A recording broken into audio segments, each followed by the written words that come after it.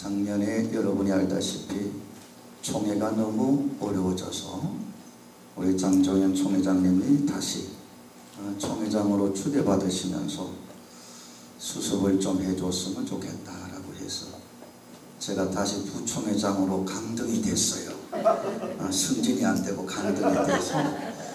그러니까 참 무서운 거냐, 총회 안에 가면 어떤 분은 부총회장님 부르고 어떤 분은 진영 총회장님이라고 부르고 어떤 분은 총회장이라고 부르고 뭐 어떻게 불러도 상관없어요. 근데 감사한 것은 우리 지금 현재 사무총장도 제가 총회장 때 제가 임원으로 발탁한 사람이 지금 우리 김종명 사무총장님이에요. 그래서 재작년에 선거에 나왔을 때 저도 곤란했던 거는 제가 총회장 때 임원한 사람이 둘이 똑같이 나왔어. 지금 김종명 사무총장 됐지만 그분하고 또 박종호 목사님도 제가 이제 임원으로 발탁을 해서 썼기 때문에 두 사람이 나와서 제가 중립을 서야 된단 말이에요. 어디 한쪽을 쓸 수도 없고, 한편으로 감사한 거는 참 총회를 잘할 수 있겠다, 누가 되더라도 잘하겠다 했는데 우리 김종명 사무총장이 당선이 돼서 지금 잘하고 있습니다. 또 여러분들도 많이 도와주셔서 우리 총회가 알다시피 작년에 모든 이제 상처 또 모든 재판 이런 것들이 이제는 다 정리가 됐습니다. 우리 총회장님도 많이 기도하셨고 또 저와 우리 임원들도 많이 협력해서 작년에 있었던 모든 사건들은 재심원 또 우리 무슨 위원회죠? 조사처리위원회 그 두 곳에서 모든 보고서를 받았고 또 그것을 실행위원회에서 모든 걸 다 받아주기로 그리고 사면해 주기로 이렇게 결정을 해 주어서 한국에 있는 교단들이 깜짝 놀랐어요. 왜냐하면 백석총회가 저것 때문에 수년 동안은 어려울 것이다, 다 그렇게 예상을 했어요. 왜냐하면 총회 정치라는 게 그렇습니다. 쉽게 이게 잘 안 돼요. 그래서 다들 그렇게 전망을 했습니다만은 하나님의 도우심 속에서 아주 깨끗하게 결론을 지었어요. 할렐루야. 그건 우리 총회장님의 지도력도 있고 또 여러분들의 기도에 하나님이 응답해 주신 줄로 믿습니다. 그래서 우리는 이제 개혁주의 생명신학, 우리 백석총회라 그러면 개혁주의 생명신학을 중심해서 우리가 목회를 하고 있습니다. 거기에 가장 중요한 바탕은 용서와 사랑이거든요. 그래서 이번에 이 문제도 용서와 사랑으로 끝맺었다. 이게 대단한 일이 아닐 수가 없습니다. 과거에 했던 사람도 잘못했다고 고백을 하고 또 직전 총회장도 몇 년 동안 총회를 하지 않겠습니다, 내가 불찰입니다라고 스스로 했기 때문에 모든 일이 잘 처리가 됐습니다. 또 우리 아타는 참 이제 우리 총회에 또 새로운 하나의 원동력이 됐다, 저는 그렇게 봐요. 그러나 자꾸 우리 아타만 그러면 또 안 돼. 그러면 또 상대적인 또 힘이 또 생기게 돼요. 그러니까 우리가 아타가 물론 이렇게 명성들이 참 귀합니다. 제가 볼 때 뜨겁게 하고 또 정치색이 없이 여러분들이 모여서 은혜 받고 서로 교제하는 것 참 귀합니다. 저는 우리 총회 안에서도 백석, 골수 백석만 적그 말하면 저한테 혼납니다. 왜? 일단 백석총회 들어온 분은 다 백석이에요. 그리고 아타도 동문입니다. 어떤 분은 그래요. 아타는 아니라고. 그럼 아타는 어디 저 별나라에 있는 학교인가? 백석대학에 그렇잖아요. 실천신학대학원 졸업이에요. 그렇다면 역시 동문입니다. 그리고 알다시피 이번 동문회, 총동문회는 우리 아타가 아주 진출을 많이 했어요. 제가 보니까 아주 비약적인 진출을 했죠. 참 축하할 일이에요. 그러나 사람이 잘 나갈 때 좀 조심해야 돼, 그죠? 그것만 우리가 잘 지키면 하나님이 계속 또 이렇게 인도해 주실 줄 믿습니다. 아멘. 뿐만 아니라 우리 아타에는 이제는 우리 각 국장들도 이제 나오기 시작을 했잖아요. 노천 국장님도 우리 정권 목사님이 이제 국장을 됐고, 또 앞으로는 아마 임원도 나올 거예요. 제가 금년에 좀 못한 것은 사실 아타에서 제가 임원을 한 사람을 제가 픽업을 하려고 마음을 먹고 있었는데 그게 마지막에 잘 안 됐어요. 그러나 이제 아타에서도 이제 총회 임원으로 들어와서 이제 일할 때가 됐다라고 저는 그렇게 생각을 합니다. 여러분들이 서로 협력해 주면서 또 우리가 백석총회라고 하는 울타리 안에서는 서로 이해하고 서로 사랑해 줘야 돼요. 누구 편 하면은 성경이 그랬어요. 피차 물고 먹으면 망하리라 그랬습니다. 나 서로 사랑하면 흥하게 돼 있어요. 총회가 잘 돼 우리 잘 됩니다. 그래야 당신 어느 총회요? 백석이요. 그러면 야 괜찮 이래 드려야지. 야 백석 말씀도 많더라 뭐 이러면 얼마나 창피한지요. 제가 대신하고 통합하고 나서 이 언론사 국장들이 저 만나면 그 얘기예요. 잘 돼갑니까? 인사가 잘 돼갑니까? 왜? 자기들은 알잖아요. 이 신문 기자들은 흔히 아니까 잘 돼갑니까? 이 말은 뭐예요? 잘 안 되고 있지 않느냐? 그 말이거든. 그 말 들을 때마다 제가 괴로웠어. 이거 빨리 해결을 하지 않으면 안 되겠다 했는데 이제 뭐 대신하고 관계도 다 이제 정리가 됐고, 그러나 어쨌든 가신 분들이 다시 돌아온다면 10월 말까지는 이유 불문하고 받아주는 문도 이번에 열었습니다. 그래서 우리 백석총회는 새롭게 출발을 이제 하게 됐고, 모든 작년의 문제는 이제 다 끝났습니다. 끝났기 때문에 더 이상 과거에 매이지 않고 이제는 희망을 갖고 이제 출발하는 이런 총회가 됐어요.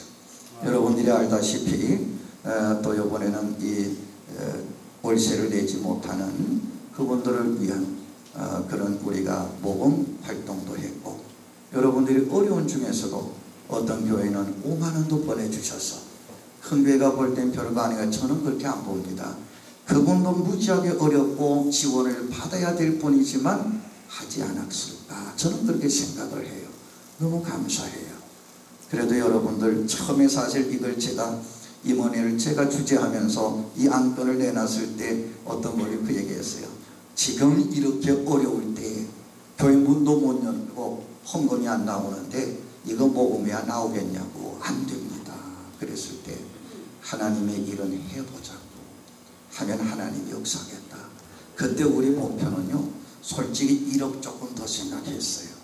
근데 시작하면서 기도하고 제가 그걸 끝나면서 우리 임원회 끝나고 총회장님하고 통화하면서 우리 임원회에서 이거 하기로 했다.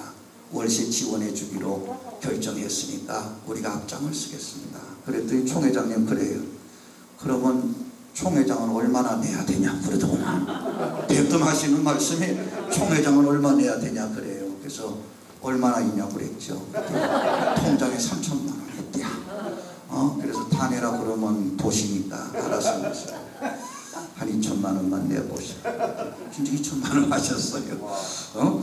제가 물어봤습니다. 그 다음에 그 비서한테 야 진짜 그 3천만 원 뿐이었냐 그랬더니 이 개인 돈이 그거밖에 없었는데 이거 2천만 원 넣어주는 것도 사실은 이래저래 빠져나가는 돈들 메꾸고 하느라고 좀 바빴습니다. 그 얘기를 하더라고요.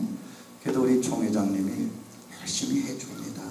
우리 총회원들 위해서 어려울 때는요 아낌없이 지원해 주려고 할 수만 있으면 하려고 엄청 노력하시는 분이에요. 여러분들이 우리 총회장님 위해서도 많이 기도해 주시면 대단히 감사하겠습니다. 제가 왜 서두 이 말씀을 드리느냐, 여러분들이 총회 돌아가는 것도 좀 아셔야 되겠다. 뭐 누구한테 듣는 것보다 실무자한테 듣는 게 낫잖아요. 제가 모든 것은 뭐 총회장 대행을 지금 하고 있습니다만은 그러나 총회장님은 총회장님이시죠. 그러나 결제는 제가 다 합니다. 뭐 재정결제고 아니 인사결제는 제가 다 해요. 제가 다 하는데 체급은 그게 저한테 있어요. 제가 다 결제를 했기 때문에.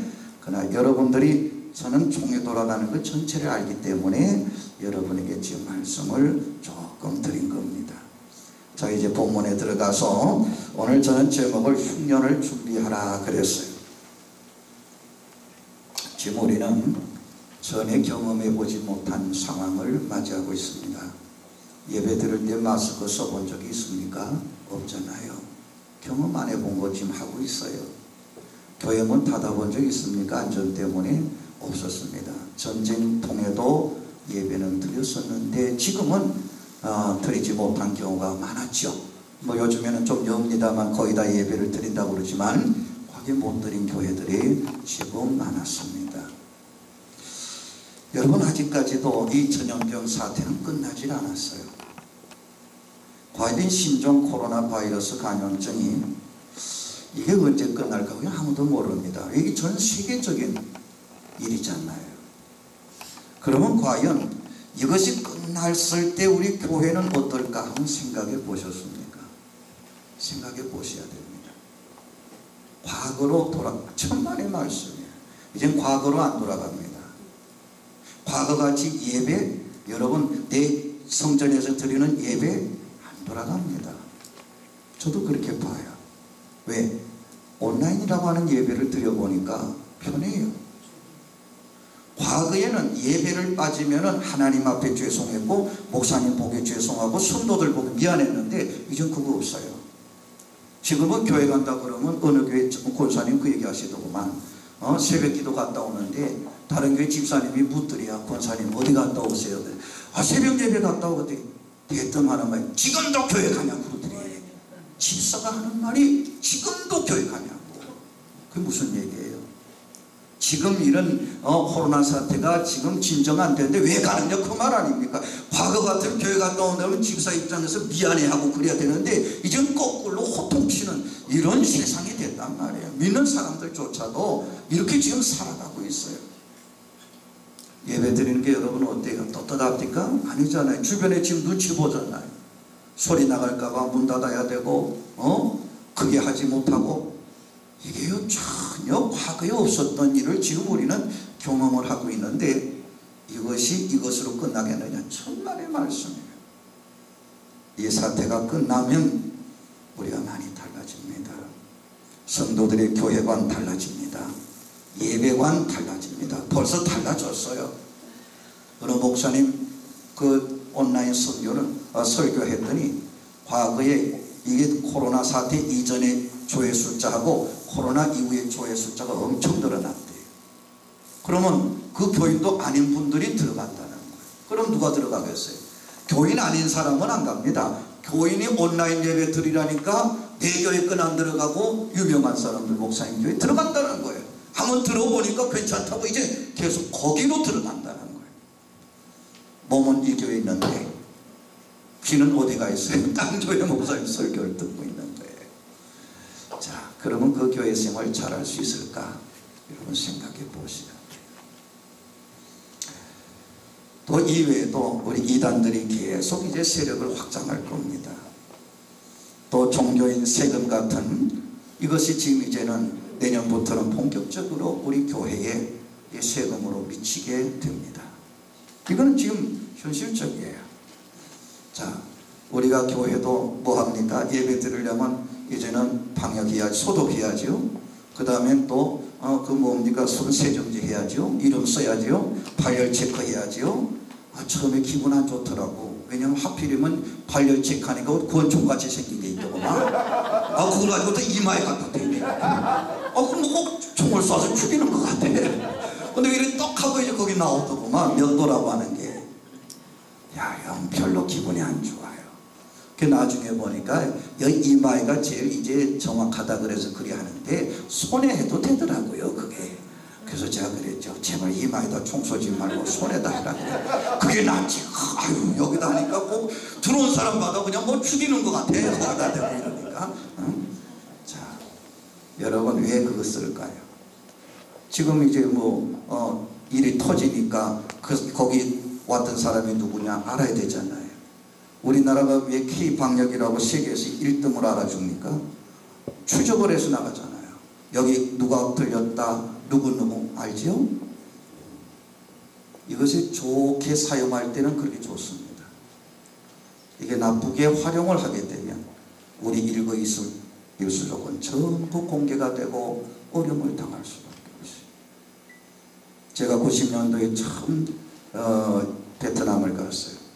그때만 해도 거기는 공사나 된 지 73년도에 공사가 됐잖아요.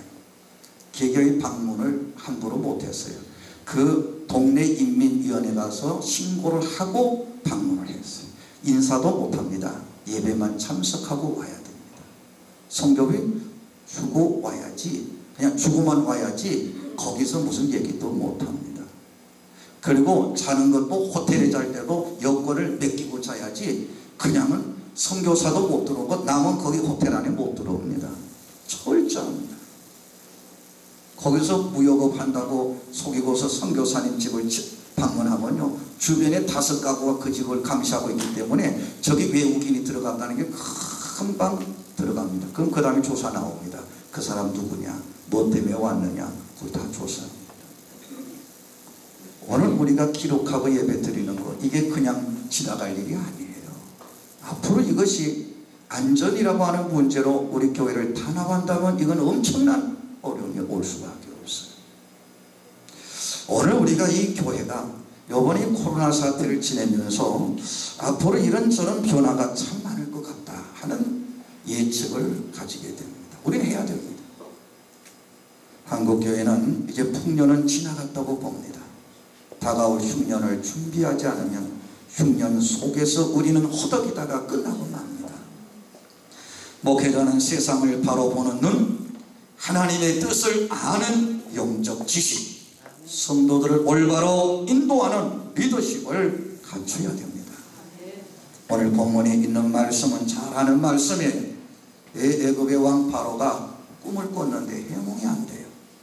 2번 꿈을 꿨습니다. 그러다가 요셉이라고 하는 사람을 불러다가 해몽을 들어보니 정말 기가 막힌 거예요. 그런데 요셉이가 뭐라고 그럽니까? 그 앞에 16절에 보면 이렇게 말합니다. 요셉이 바로에게 대답하여 이르되 내가 아니라, 내가 당신에게 해몽해 주는 것이 아니라 여호와께서 바로에게 편안한 대답을 하시리이다. 지금 내 입을 통해서 하는 말은 내 말이 아니요 하나님의 말씀이라고 그렇게 얘기합니다. 오늘 우리가 그렇게 돼야 돼요. 여러분, 목자가 뭐 내 말하면 안 되잖아요. 하나님의 말씀을 던져줘야 되는 거예요. 그 사람이 듣기 좋든 싫든 간에 하나님이 주신 말씀을 던져줄 그런 선지자적 사명을 가진 사람이 여러분과 저란 말이에요. 자, 오늘 본문은 풍년이 지나갑니다. 2번 꿈을 꾼 것은 확실하다는 뜻이고 즉시 이 일이 이루어질 건데 7년 동안 풍년 옵니다. 그 다음에 흉년이 닥칠 겁니다. 풍년일 때 준비하십시오. 대비하십시오. 흉년을 대비하면 됩니다. 그 말이에요. 쉽게 말하면 그 말입니다. 오늘 우리가 코로나19 사태도 언젠간 지나가겠죠. 지나간 후에 교회가 어떻게 될 건가? 지금부터 준비 안 하면 그때 가면 늦습니다. 당하면 늦습니다. 우리가 장마가 온다고 할 때 미리 준비해, 장마가 내리치면 그때 준비하면 늦어요. 그래서 우리는 저는 이 시간에 흉년을 준비하자는 겁니다. 아멘. 이거는 여러분뿐 아니라 교회가 성도들에게도 아주 막중하게 이게 귀한 일이란 말이에요. 그럼 첫째로 흉년을 대비할 필요성을 느껴야 돼요. 우리가 흉년을 준비하는 사람은 그걸 필요성을 느끼지 않는 사람은 안 합니다. 아예 뭐 장마 가지고 와도 난 상관없어. 그런 사람 필요성을 안 느끼면 준비 안 합니다. 그러나 장마가 온다고? 그러면 장마가 오면 어떡하지? 지하실에 혹시 침수될 것 같아? 아니 뭐가 또 어떻게? 그러면 준비하는 거예요. 필요성을 느껴야 준비를 한단 말이에요. 오늘 여러분들이 이 필요성을 느끼셔야 돼요. 왜? 이 하나님이 주시는 영적인 세계, 지금 일어나는 일들을 영적인 눈으로 볼 수 있다면 지금이 어느 시대라고 하는 걸 알아야 된다는 말이에요.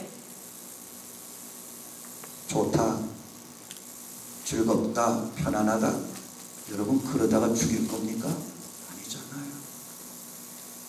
여름철만 되면은 예고 없이 찾아오는 게 장마 아닙니까?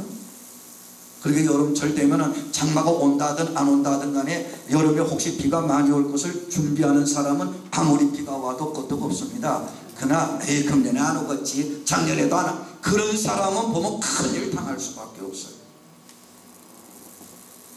오늘 이 자리에 계신 여러분 중에는 그럴 거예요. 왜 한국교회 미래를 지나치게 왜 목사님은 부정적으로 보고 흉년을 준비하라고 안 해요.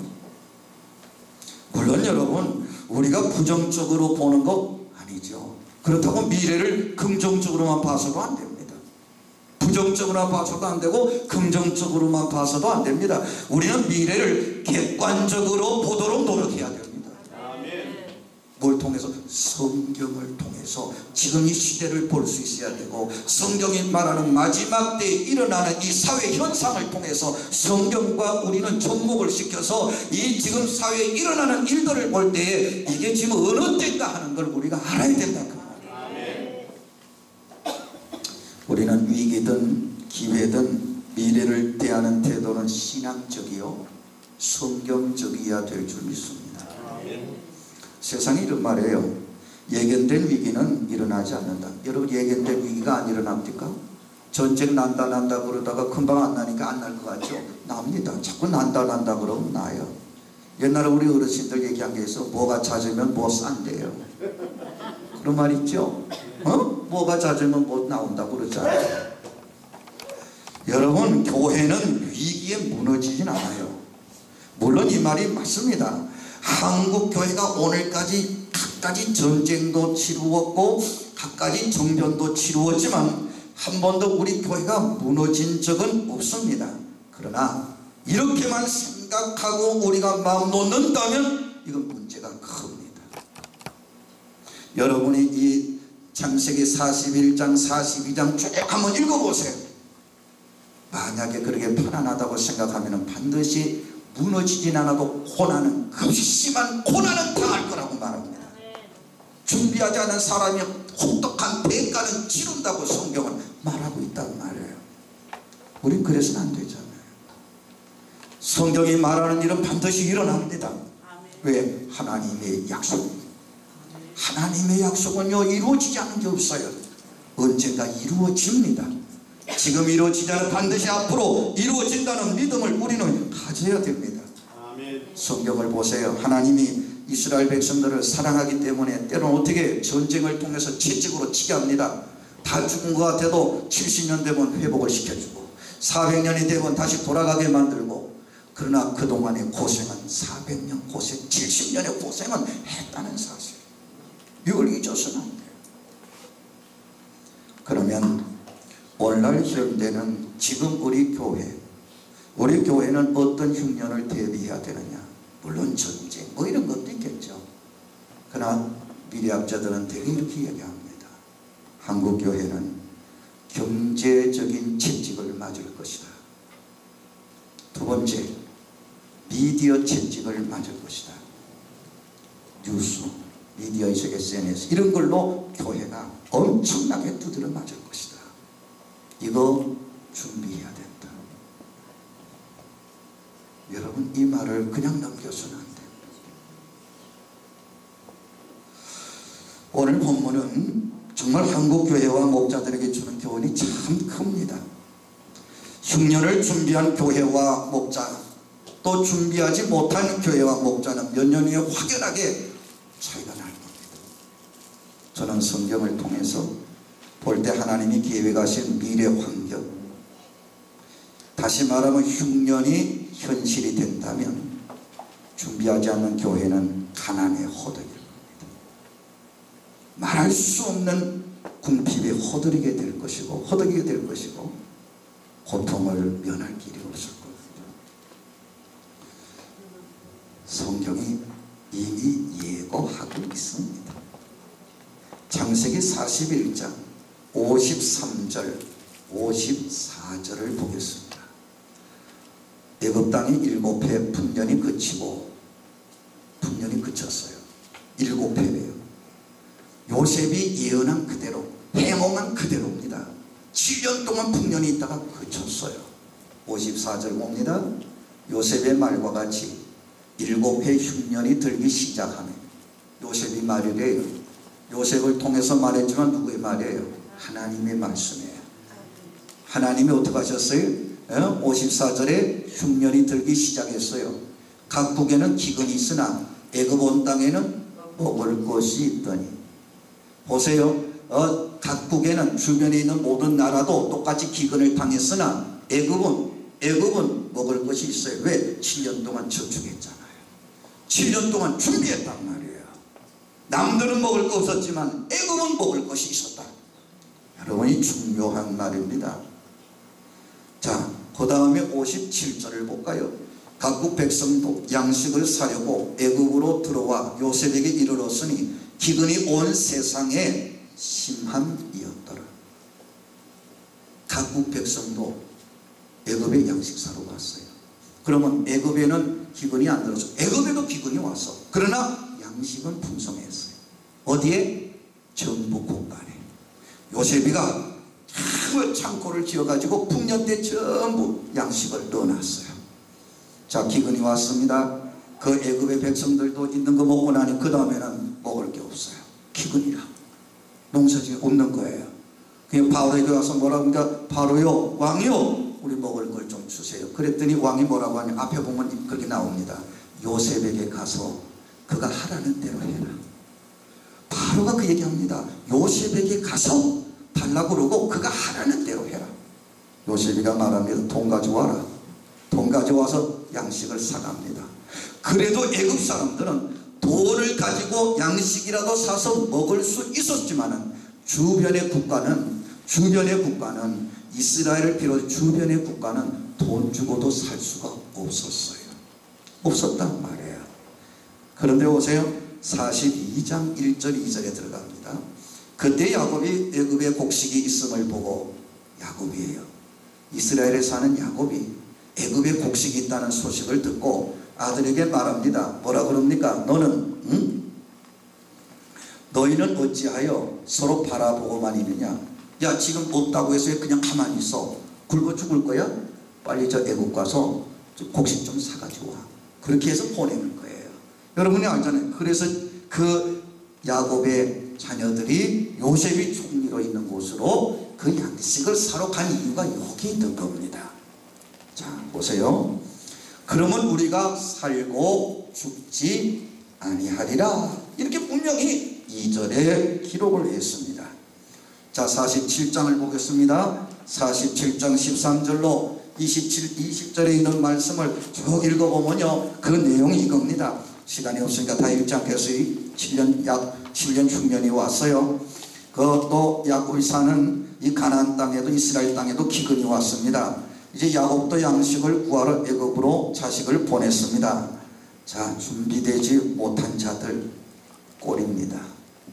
다시 말하면 흉년 들었을 때 준비하지 못하고 흉년 들걸 그냥 다 써버린 인생들, 각 나라는 다 기근 속에서 먹을 것이 없이 허덕일 수밖에 없었어요. 그래서 애굽에 와서 돈을 가지고 싸질머지고 와서 양식을 사가야 됩니다. 그런데 요셉이가 총지휘를 하는 거예요. 돈 가져와.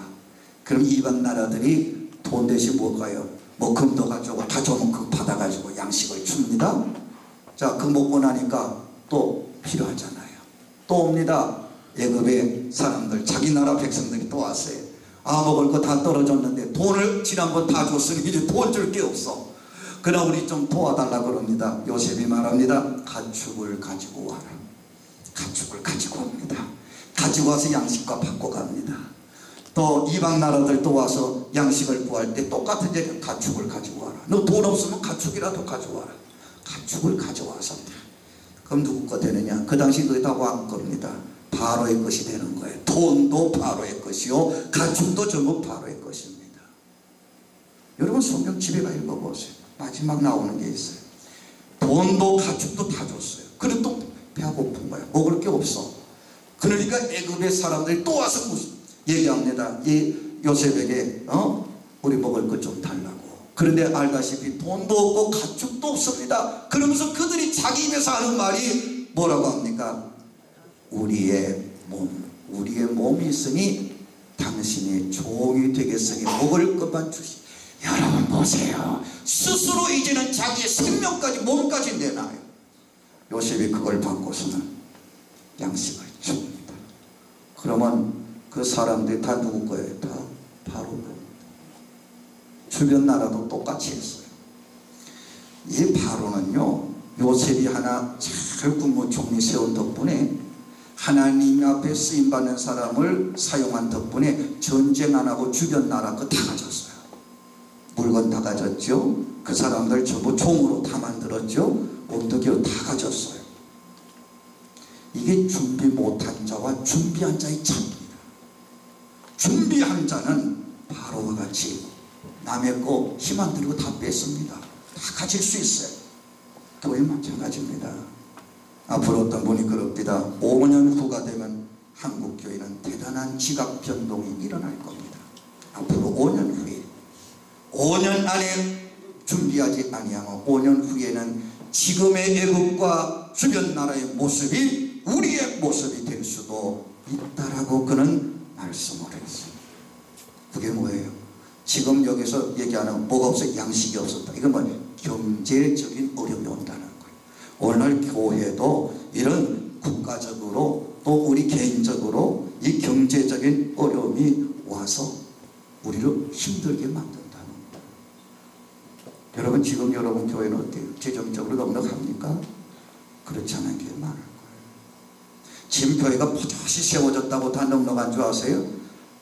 은행 빚 가지고 세운 교회 엄청나게 많습니다. 지금 이 사태 때문에 이 사태가 끝나고 나면요 많은 교회가 지금 이자를 내지 못해서 문 닫을 것이라는 소문이 들리고 있어요. 여러분이 뉴스를 보셨죠? 미국에 100년 이상 그렇게 단단한 백화점이 지금 폐어버렸어요. 문 닫았어요. 이 코로나 때문에 문 닫았어요. 이것이 교회는 없을까? 영향이 없을까? 있습니다. 교회도 영향이 주어집니다. 우리 교회도 여러 가지 영향 중에 하나가 경제적인 영향이 주어질 수밖에 없다. 그러니까 뭐예요? 준비해야죠. 그때가 오기 전에 준비해야 됩니다. 준비하는 사람은 돼요. 알면서도 준비하지 않으면 당할 수밖에 없습니다. 창세기 41장 32절로 36절 오늘 본문에 있는 말씀 뭐라고 그랬어요? 흉년을 대비하시면 땅이 흉년으로 말미암아 망하지 아니합니다. 준비하면 망하지 아니합니다. 분명히 이게 하나님의 방법이에요. 준비하라는 겁니다. 교회니까 그냥 가만히 있으면 안 해요.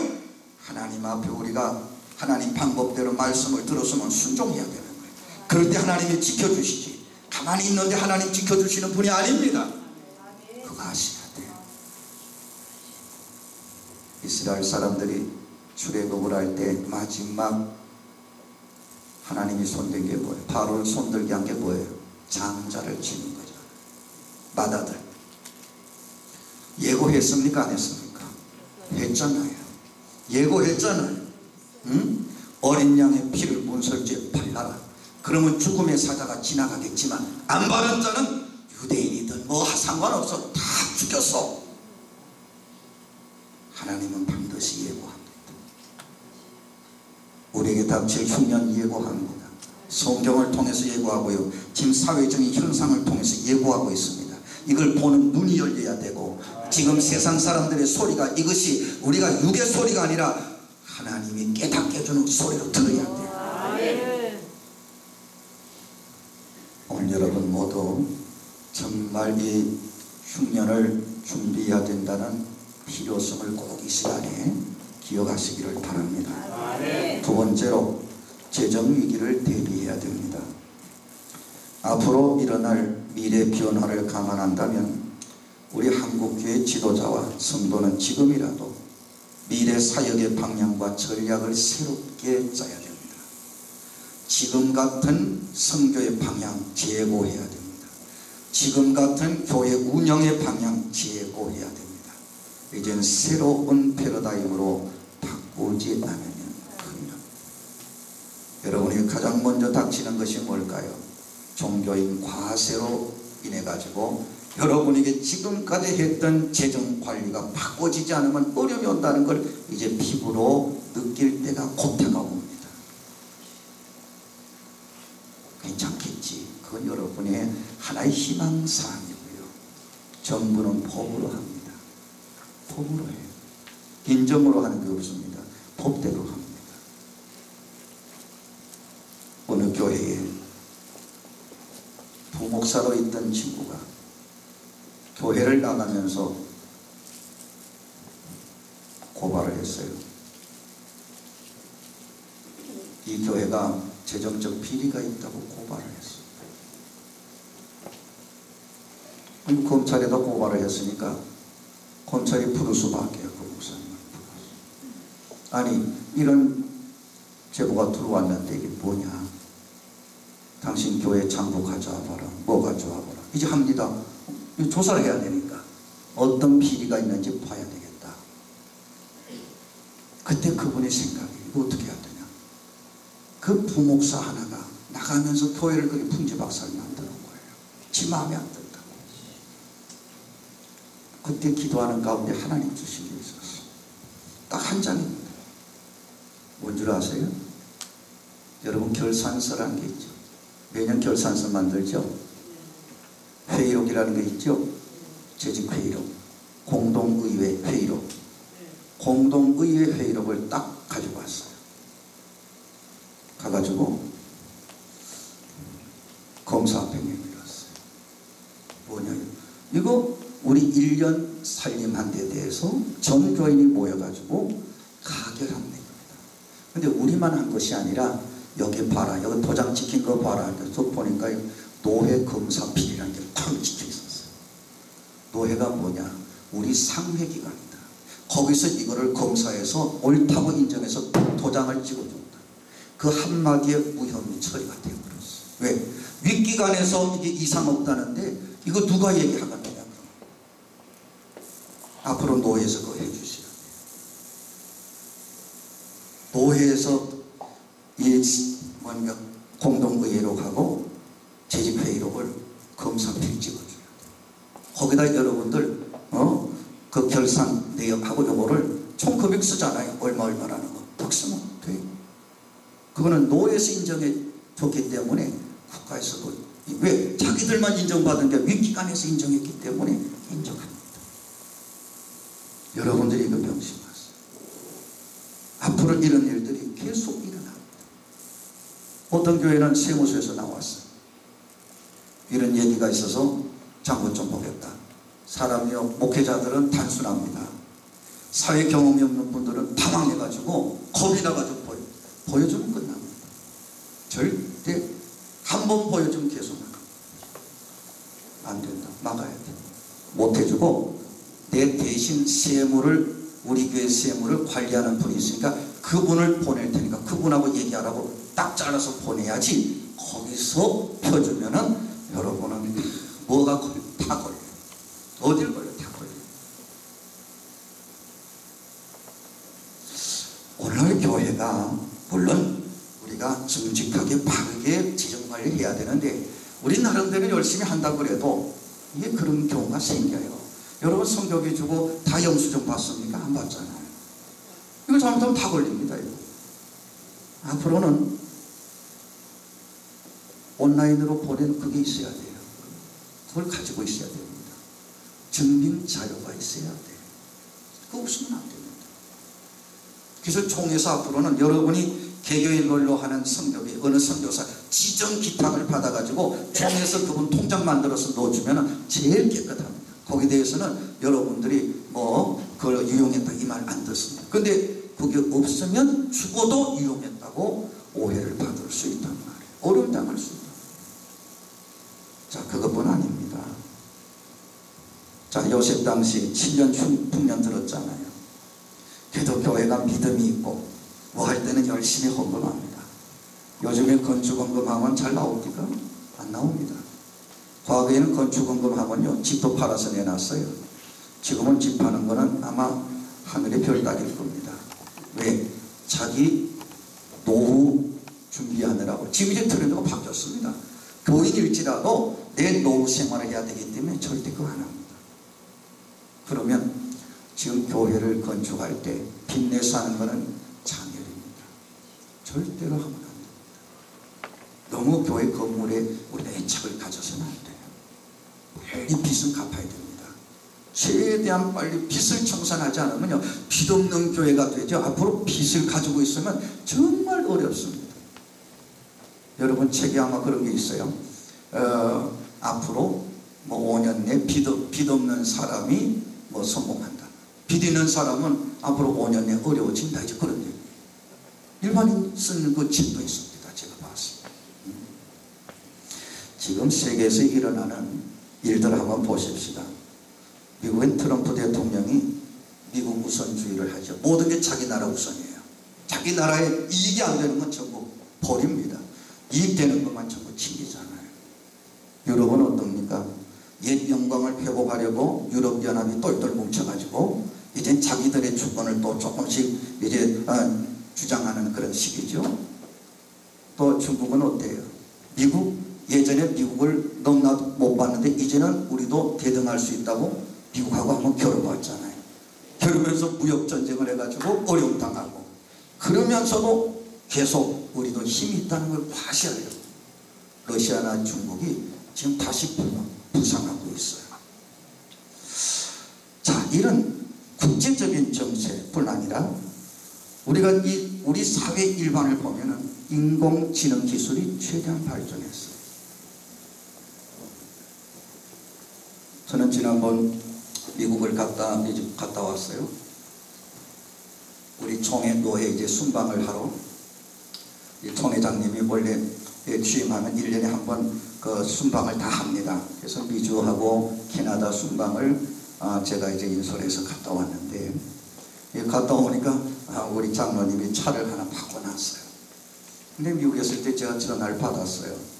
목사님, 차가 좀 새 걸로 하나 바꿨으면 좋겠다고. 뭐 제네시스 어쩌고 그래요. 그래서 지금 내 입장에 제네시스 타면 안 돼. 지금 어려운데 제네시스 타면은 보기가 좀 그래. 저는 그렇게 생각했어요. 그래서 그냥 마음은 고맙다마는 그냥 지금 타는 걸로 해줘라. 지금 타는 것도 사실은 우리 권사님이 저한테 그때 부총회장 나올 때 부총회장 선거 나가는 분이 차가 낡으면 표 안 찍어준다고 차를 바꿔줬어 그때. 그래서 그걸 계속 타고 다녔거든요. 그게 제법 됐어요. 그 요번에도 이걸 타셔야지 어떡합니까? 아무교회도 뭐 이거 타는데 뭐 그래서 지금 어려운데 그거 하지 말자면 고맙긴 하지만, 그래서 결국은 이제 제가 그걸 제네시스를 안 타기로 하고 그랜저로, 근데 그랜저에서도 이제 제일 높은 사양을 보니까 했는데 제가 지금 타고 온 차를 보고 저 지금까지도 신기해요. 그 차 타면서 이게요, 이 차선 보호라는 게 있어가지고 이탈장치 방지가 있어가지고 손을 놔도 이게 이탈을 안 해요. 차선 이탈을 안 해요. 내가 한번 놔봤어. 놓아봐도 이탈하려고 그러면 이게 딱 지가 커브를 틀어요. 근데 내가 일부러 하면 이렇게 힘을 주니까 내 힘보다 더 세. 안쪽으로 미는 힘이. 야, 이거 대단하다. 그리고 핸들을 손을 놓으니까요, 이놈이 삑삑삑 하는데 왜 핸들 손 놨냐고. 이게 손을 잡으러 하는 거예요. 오만 기술이 다 들어가 있어요. 여러분 생각해 보세요. 앞으로 이거 운전기사 필요 없는 시대가 오겠네. 아니, 그래도 딱 인정만 해놓으면 지각한다는 말이 난 맞는다고 봐요. 저도 호기심이 있어서 커브를 한번 돌 때 한번 나와봤어요. 손을 싹 놓고 이게 어떻게 그냥 가면 이제 또 지가 알아서 돌아요. 이 손을 안 넘어가면서 싹 돕니다. 야, 참 기술이 대단하다. 이거. 정말 대단하다. 이런 기술이 발전한 시대가 지금이에요. 그러면 모든 여러분만 성도들을 생각하고 그분들의 직장이 점점 없어집니다. 직업이 없어진다는 얘기예요. 기계화되고 산업화될수록 직장이 없어지면요, 교회는 어떻게 되겠어요? 직장을 잃어버리면 헌금 못합니다. 내가 수입이 없어지는데. 그렇지 않아요? 자, 5G, 5G라고 하는 것도 나왔죠. 블록체인이라고 하는 또 우리 화폐도 나왔죠. 여러분, 로봇, 지금 로봇 하나가 어느 회사에서 그러더구만요. 미국의 어느 회사에서 로봇 하나하고 400명을 바꿨다고 그래요. 400명을 해고시키고 로봇 하나를 놨더니 이 400명 하는 일보다 로봇 하나가 하는 일이 더 잘하더라 이거예요. 그러니 앞으로 이거 여러분 생각해 보세요. 물론 새로운 직업이 생기겠지만 이렇게 없어지는 직업이 가속도가 붙는다는 사실. 자, 앞으로 우리 한국 사회와 한국 교회에 벌어질 수많은 일도 마찬가지입니다. 그러나 우리가 알아야 됩니다. 하나님의 섭리 속에서 세상은 움직입니다. 예고합니다. 흉년 예고합니다. 준비한 사람은 걱정이 없어요. 그러나 이걸 무시한 사람은 반드시 어려움을 당할 수밖에 없습니다. 아멘. 어떤 미래학자가 이런 말을 했습니다. 그대로 읽을게요. 한국교회 잔치는 끝났다. 한국교회는 성장이 잠시 주춤한 것이 아니라 이미 쇠퇴기에 접어들었다. 뼈를 깎는 노력으로 갱신하지 않고 이대로 가면 2050년, 2060년에는 400만, 300만으로 교인이 줄어들게 되고 주일학교는 30만으로 줄어들게 된다. 한국의 주일학생 수가 30만까지 준다는 거예요. 현실적으로 가장 큰 교회 위기는 물론 여러 가지 있지만 가장 큰 거는 몸으로 부딪히고 교회가 부딪히는 건 재정적인 어려움이 가장 크다는 것입니다. 성도의 자산이 줄어들면 교회 헌금 줄어들 수밖에 없습니다. 그래서 이렇게 보죠. 경제학자들이나 미래학자들은요, 지금 한국교회 재정 위기는 어디서 오냐? 성도들의 자산이 줄어들면, 수입이 줄어들면서 오기 시작하는데 네 가지가 무너진다고 그래요. 현금 보유가 줄어들고 주식 투자한 게 다 무너지게 되고 또 암호화폐와 같은 이런 기타 금이나 이런 데 투자했던 것이 줄어들고 부동산이 무너진다는 거예요. 이 네 가지 때문에 결국 교회도 타격을 받을 수밖에 없다 그럽니다. 우리 성도의 자산 중 가장 큰 것이 뭐냐? 우리 한국 사람 부동산이잖아요. 부동산이 지금 올라간다고 좋아할 게 하나도 없어요. 언젠가는 이게 또 내려갑니다. 지금 내려간다고 봐요. 장기적으로는 내려갈 것이다 이렇게 봅니다. 그래 된다면 비로소 교회를 건축한 교회들 어려움 당합니다. 지금도요, 뭐 우리 총양에도 그렇습니다. 그 교회도 제가 알기로 건축하는데 한 70억 빚이 있어요. 교회 요즘 예배 못 드리게 하니까 5분의 1도 안 나오는데요. 5분의 1 안 나오면 헌금이나 나오느냐? 아니, 교회 안 오는데 헌금 하겠느냐? 매주 적자. 한 주일에 2천만 원 있어야 이게 움직이는데 이게 아니라는 거예요. 그러면 어떻게 되겠어요? 계속 이것이 누적이 될 때는 상당한 어려움을 당할 수밖에 없다. 한국교회가 건축하는데 빌린 돈이 12조랍니다. 한 해 이자로 6천억이 나간다고 그래요. 이것이 성도들의 자산이 무너지면 헌금 줄고 그러면 여러분 지금 보세요. 좋은 장소에 우리 기성교회가 있다가 하나님 교회로 넘어간 게 얼마나 많습니까? 이단들은 돈을 가지고 있기 때문에 다 삽니다. 이렇게. 네 번째는요, 성도들 자산이 무너지고 교회가 경제적으로 어려워져 몇 가지 사안이 일어나요. 첫째는 교인들이 이탈이 가속화됩니다. 교회가 힘들다 그러면요, 교인들 이제 막 빠져나갑니다. 두 번째, 교회 합병하는 일들이 막 일어날 거예요. 서로 어려우니까 하나가 되는. 근데 합병이 좋은 면도 있지만 어려운 점이 엄청 많습니다. 세 번째, 교회는 돈으로 인해 가지고 물질로 인해서 다툼이 일어납니다. 관리를 잘했니 못했니 이런 다툼이 일어나죠.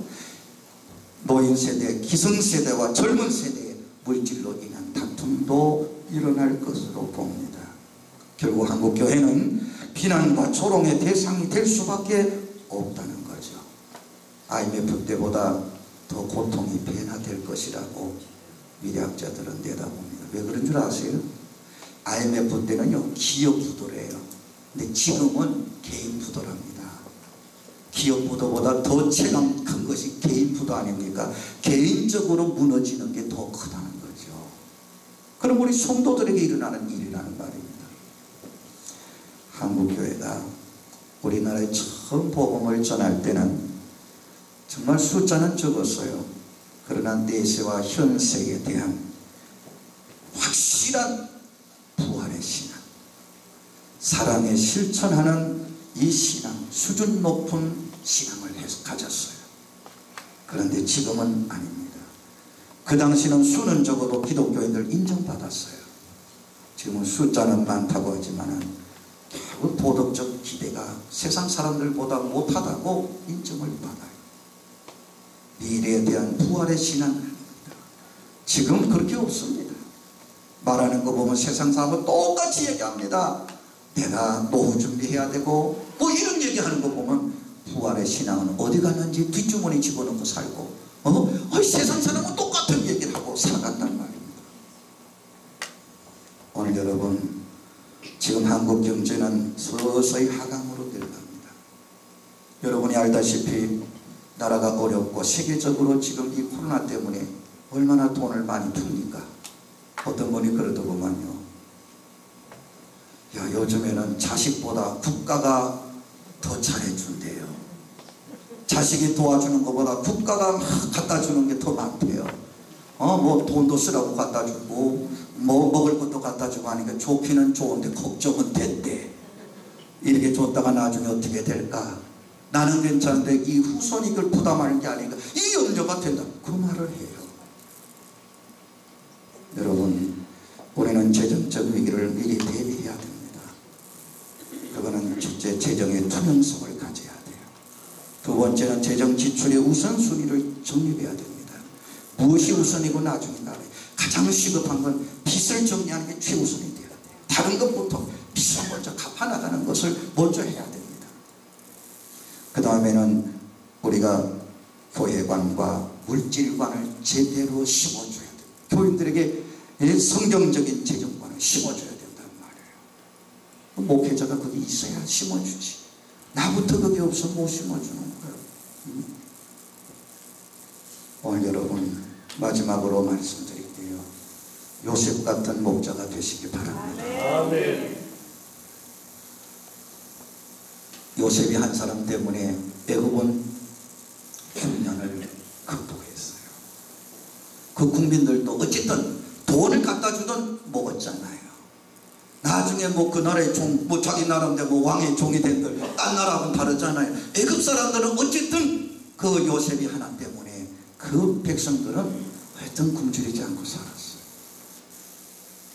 그러기 위해서 우리가 그 역할을 해야 된다.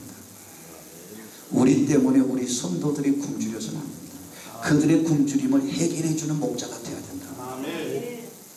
그러면 첫째, 온 땅을 순찰했다고 했어요. 오늘 46절에 있는 말씀을 가보면 성경은 이런 말씀을 우리에게 하고 있습니다. 요셉이 애굽 왕 바로 앞에 설 때 30세라 30살입니다. 그가 바로 앞을 떠나 애굽 온 땅을 순찰하니. 여러분, 총리가 됐어요. 총리 정도 되면 가만히 앉아서 보고만 받으면 돼요. 그런데 요셉이는 안 그래서 직접 눈으로 보는 거예요. 전국을 다니면서 순찰했어요. 그 앞자리도 똑같은 말이 나옵니다. 오늘 보세요. 45절에 그가 요셉의 이름을 이러면서 쭉 한 마지막에 뭐 요셉이 나가 애굽 온 땅을 순찰하니라. 45절 46절에 순찰했다는 말은 돌아봤다는, 그냥 구경했다는 말이 아니에요. 세세토록 다 그는 보고 다녔어요. 직접 현장을 살폈다는 얘기입니다. 문제점들을 보완하고 현실적인 정책을 자기 눈으로 봐야 만들 수 있거든요. 아, 이 동네는 이 창고가 작구나. 창고 새로 더 지어라. 아, 여기는 창고가 너무 허름하다. 이거 부숴버리고 새로 신축을 해라. 이렇게 다니면서 순찰을 해서 모든 흉년을 7년 동안 대비하고 풍년도 준비하고 또 흉년도 대비했다는 겁니다. 사도행전 20장 28절에 보면 여러분은 자기를 위하여 또는 양떼를 위하여 삼가라. 성령이 그들 가운데 여러분을 감독자로 삼고 하나님이 자기 피로 사신 교회를 보살피게 하셨느니라. 보살펴야 돼요. 목자가 보살피지 않으면 안 돼요. 여러분, 나야 뭐 오면 하는 거고 안 오면 말고 하나님 양이지 뭐 내 양이요? 말은 맞아. 하나님 양이지 내 양은 아니야. 그러나 하나님 맡겼으니까 내가 잘 관리해야 될 책임은 내게 있는 거야. 그럼 보살펴야 돼. 인상을 쳐다보고 왜 저렇게 근심스러우냐, 왜 저렇게 나를 째려보냐, 왜 저렇게 사모하는 눈으로 보는가, 왜 그런가 알아야 돼. 살펴야 된단 말이에요. 순찰하란 말이에요. 두 번째, 하나님께 감사하며 살았어요. 오늘 우리가 요셉 같은 정말 교인들을 흉년 속에서 풍년스럽게 살게 만들려면, 또 풍년을 잘 관리해서 흉년을 대비하려면 하나님께 감사해야 돼요. 여러분, 요셉은 이렇게 전국을 부지런히 다니면서 흉년을 대비하는 동안, 풍년 때 지금 하나하나씩 대비하는 동안 두 아들을 낳았어요. 51절 52절에 보면 두 아들의 이름이 나옵니다. 장남의 이름은 므낫세, 이렇게 나옵니다. 므낫세 이름은 뭡니까? 하나님이 내게 내 모든 고난과 내 아버지 온 집을 잊어버리게 하였느니라. 고난을 잊어버리게 했다. 므낫세, 이렇게 큰아들의 이름을 지었어요. 두 번째 아들 이름이 에브라임이에요. 에브라임의 이름은 뭐냐? 하나님이 나를 내가 수고한 땅에서 번성하게 하셨다. 그래서 바로 에브라임이에요. 이건 뭐예요? 지나간 과거의 아픔은 잊어버리게 하고 번성의 문을 열어주셨다는 거예요. 그걸 그는 깨닫고 그는 알았기 때문에 감사하는 마음으로 자식의 이름을 지을 때도 므낫세요, 에브라임이라고 지었단 말입니다. 오늘 우리에게 이런 늘 하나님 앞에 감사하는 그런 마음을 가져야 돼요. 그것이 입술로 고백해야 됩니다. 그래야 하나님이 요셉 같은 지혜로운 사람으로, 하나님 목자로 여러분을 사용하실 줄 믿습니다. 세 번째는 백성의 필요를 채워주었습니다. 하나님의 말씀대로 7년의 풍년이 끝나자 7년의 흉년이 찾아왔어요. 55절에 봅니다. 애굽 온 땅이 굶주림에 백성이 바로에게 부르짖어 양식을 구하는지라 바로가 애굽 모든 백성이 이르되 요셉에게로 가라. 그가 너희에게 이르는 대로 해라. 보세요, 요셉이가 굶주림을 해결해 주었다는 거예요. 왕도 인정했어요. 요셉에게 가서 하라는 대로 하라는 겁니다. 요셉이 뭐라고 그랬어요? 창고의 문을 엽니다. 돈을 가지고 와라.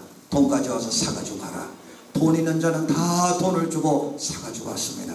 아까 말씀대로 돈 떨어지니까 가축을 가지고 와라. 가축 있는 자를 다 받아서 또 먹을 걸 주었습니다. 그 다음엔 어떻게 해요?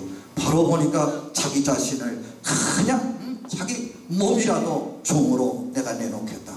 그럼 너희들 다 이 나라 것이다 라고 하고도 그들을 다 먹을 걸 제공해 줬단 말이에요. 오늘 여러분,